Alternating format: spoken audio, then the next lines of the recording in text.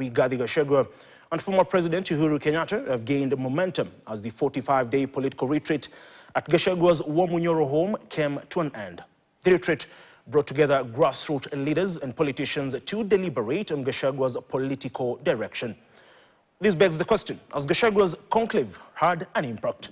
Daniel Kariuki interrogates. 16th June, former Deputy President Rigathi Gachagua announced that he was retreating after High Court dealt a major blow after upholding Senate decision to impeach him. Since then, the DCP leader has been involved in a beehive of political activity. The retreat has brought together grassroots leaders, clergy, professionals and political aspirants to deliberate on Mount Kenya's political direction ahead of the 2027 general election. Hatujafika hapo kusema ni nani na hatuwezi fika mwaka huu. Reports emerging from the meetings indicate that discussions have centered on forging opposition unity, with claims that some allies of President William Ruto are also seeking to join the DCP leader. I don't know what will happen because hii watu ya Kasongo wananisumbua na masimu. Most of the delegates who came there expressed their concerns about poor leadership, and generally speaking, it has urged our party leader to make sure that he is on the forefront to making sure that this regime goes home. However, a key issue emerging from the retreat is the possibility of Gachagua and former President Uhuru Kenyatta working together before the next election.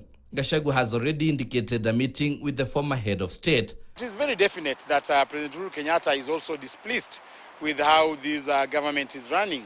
He left Kenya when Kenya was very stable. Na nikimaliza hii mazungumzo yote mkinipatia maoni, kabla sijasema chochote, nitaenda nikae chini na Rais Uhuru Kenyatta, so that we compare notes. Gachagua is a seasoned politician, and is aware the more the numbers you have in your region, the higher your negotiation power. During the retreat, DCP's influence in Mount Kenya also took center stage. 16th July Olkalau by-election strengthened the party's roots, where the party's candidate Sami Ngodho trounced UDA candidate Mushina Nyaga.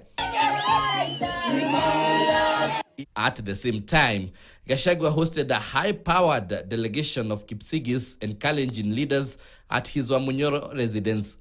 This closed-door meeting signals a potential game-changing alliance between Mount Kenya and Rift Valley voters.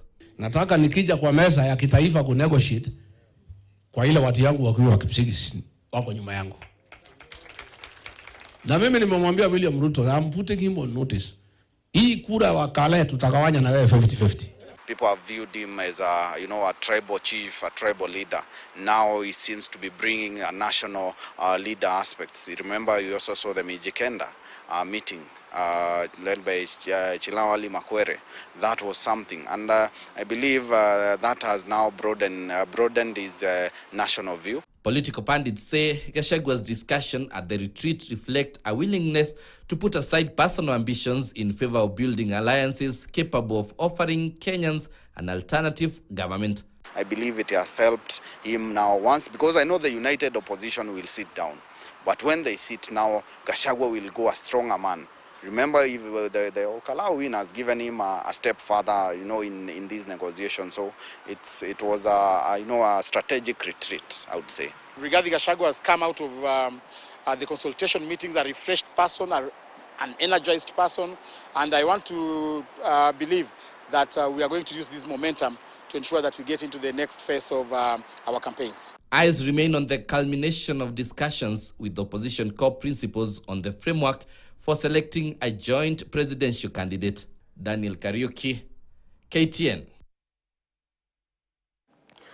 Now, still on matters politics, early this year,